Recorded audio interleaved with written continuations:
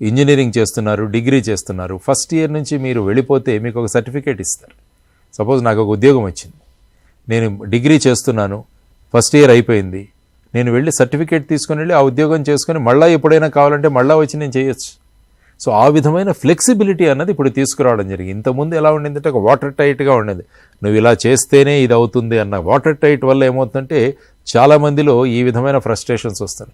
నాకు ఒక అవకాశం ఎక్కడైనా ఉంది, ఒక ఫర్ ఎగ్జాంపుల్ మంచి డిజైనర్ ఉంటాడు, వెబ్ డిజైనర్, ఆ వెబ్ డిజైనర్ చదువుకుంటున్నాడు, ఒక మంచి అవకాశం వచ్చింది వెళ్ళడానికి, కానీ ఇంతకు ముందున్న సిస్టంలో ఏంటంటే నేను మానేయాలంటే ఇంకా నాకు డిగ్రీ రాదు అన్న భావన ఉండేది.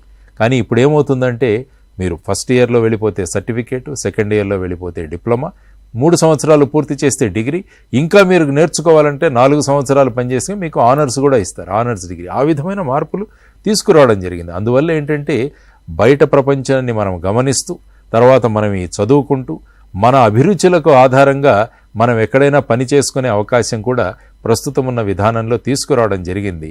అందువల్ల ఏంటంటే మీరన్నట్టు విద్యార్థులను ఈ విధంగా కొత్త వాటిని ఎక్స్పోజ్ చేస్తూ తరువాత వాళ్ళు ఏ విధమైన అవమానకర పరిస్థితులలో కూడా ఉండకుండా వాళ్ళకు ఒక స్థైర్యాన్ని ఇవ్వడానికి ఈ మధ్య సాఫ్ట్ స్కిల్స్ అన్నవి కూడా ఇంట్రడ్యూస్ చేశారు మన దాంట్లో. సాఫ్ట్ స్కిల్స్ అంటే మీరు చదువుకుంటూనే మీలో ఉన్న అనేక నైపుణ్యాలు, ఫర్ ఎగ్జాంపుల్ ఏ విధంగా కమ్యూనికేట్ చేయాలి, మీకున్న హాబీస్ ఏవైతే ఉన్నాయో వాటిని పర్ష్యూ చేసుకుంటూ మీరు ఏ విధంగా ముందుకు వెళ్ళాలన్న దానికి కూడా చాలా ఆపర్చునిటీస్ క్రియేట్ చేస్తున్నారు.